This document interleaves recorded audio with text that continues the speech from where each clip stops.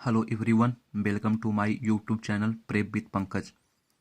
दोस्तों, यहाँ हम वोकैब की सीरीज लेके चल रहे हैं और हम लोगों ने 134 शब्द वोकैब को कवर कर लिया था। यहाँ अगला वर्ड है।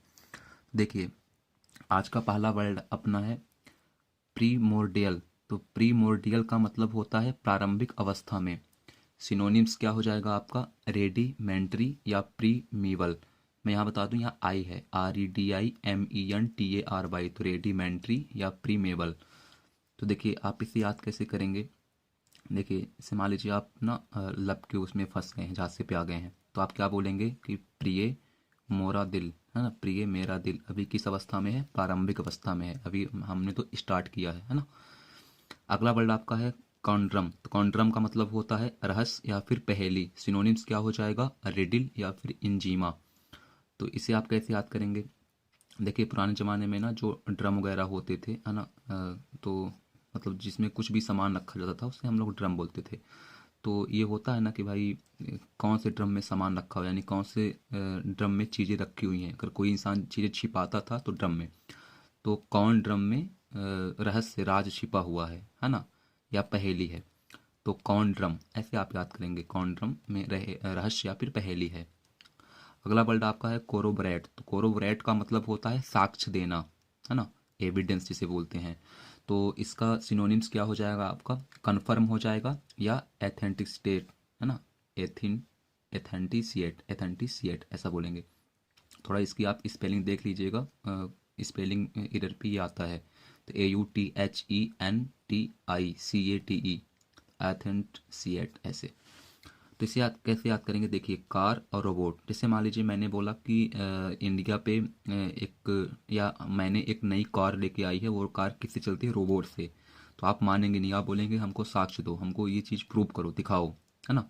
तो कोरोबोरेट यानी कि कार और रोबोट से चलने वाली कार के लिए आप क्या मांगेंगे? साक्ष्य बोलेंगे, साक्ष्य दो। तो इसे आप ऐसे याद कर सकते हैं। अगला वर्ड आपका है मिस मैरिज। तो मिस मैरिज यानी होता है सम्मोहित करना। सिनोनिम्स क्या हो जाएगा आपका? इंथ्राल या फिर इंटाइज। तो इसे आप कैसे याद करेंगे?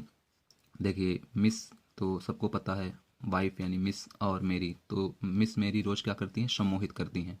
तो ऐसे आप याद कर सकते हैं। अगला वर्ड आपका सोवेरिटी, और ये काफ़ी इम्पोर्टेंट वर्ड है। रीज़न ये है कि ये शायद उस पर भी लिखा हुआ है, जो आपका ये फंडामेंटल्स आपका ड्यूटी है, उस पर ये वर्ड आया हुआ है। तो सोबेरिटी, तो सोबेरिटी का जो मतलब होता है वो क्या है? गंभीरता या फिर संयम। सिनोनिम्स क्या हो जाएगा? स्टोइक या सीरियनिश। तो इसे आप कैसे याद करेंगे? देखिए, SOBRI, शोबरी यानी सबरी बोलिए। और जो सबरी थी वो सबरी काफ़ी गंभीर महिला थी, संयमित महिला थी, है ना। आप लोग रामायण पे देखे होंगे सबरी का किरदार, शबरी। तो काफ़ी एक बुढ़ापे तक राम भगवान का इंतजार किया, यानी कि वो उसके अंदर गंभीरता थी, है ना, संयम था। तो सबरी, तो यहाँ से आप याद कर सकते हैं। अगला वर्ड आपका है इनऑर्डिनेट। तो इनऑर्डिनेट का मतलब होता है अत्यधिक। सिनोनिम्स क्या हो जाएगा आपका? सरप्लस हो जाएगा या सुपरफ्लोस हो जाएगा। तो बोलते हैं ना कि इसे सर के ऊपर, है ना, यानी कि बहुत ज़्यादा हो गया, सरप्लस, पानी सरप्लस चल रहा है। तो इसे आप कैसे याद करेंगे? इनऑर्डिनेट। तो आप बोलते हैं ना कि इसे इनके आर्डर, जैसे आपको कोई बहुत आर्डर दे रहा है तो आप गुस्सा हो जाते हैं, बोलते हैं कि इनके आर्डर आजकल बहुत ज़्यादा हो गए, अत्यधिक हो गए हैं, है ना, इनके आर्डर। तो आप ऐसे याद कर सकते हैं। अगला वर्ड आपका है मोरोज। तो मोरोज का मतलब होता है उदास या फिर चिचिड़ा। सिनोनिम्स क्या हो जाएगा? सैड या फिर अनहैप्पी, यानी कि जो दुखी है। तो इसे याद कैसे होगा? देखिए, आप जब कोई इंसान दुखी होता है ना, तो उसका जो मुंह होता है वो डेली मतलब चिड़चिड़ा टाइप में रहता भी है। तो आप बोलते हैं ना कि मुंह रोज, है ना, मोरोज लिखा है लेकिन मुंह रोज।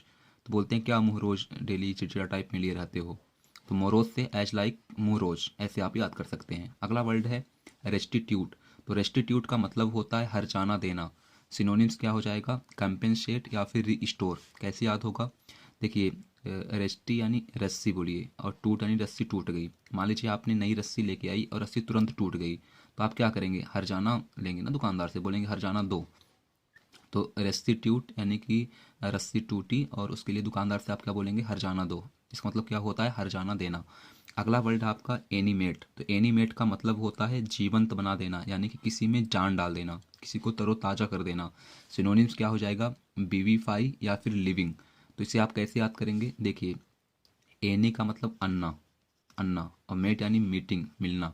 तो आप जब भी अन्ना से मिलते हैं, अन्ना से जब आपकी मीटिंग होती है, तो अन्ना आप में क्या करते हैं, जान डाल देते हैं, है ना। तो आप यहाँ से याद कर सकते हैं, एनिमेट यानी अन्ना से मिले, तो अन्ना ने आपको क्या किया, जान डाल दिया।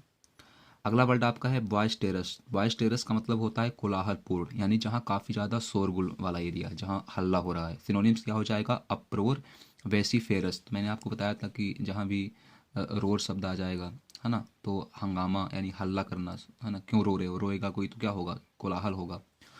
तो यहाँ सब देखिए है boys, BOIS, boys, boys as like boys. अब बॉयज मतलब होता है लड़के, तो लड़के जहाँ भी रहेंगे ना, तेरी मेरी करते रहते हैं, तेरे, है ना, तो ये क्या करेंगे, लड़के जहाँ भी होंगे वो कोलाहल, हल्ला करेंगे।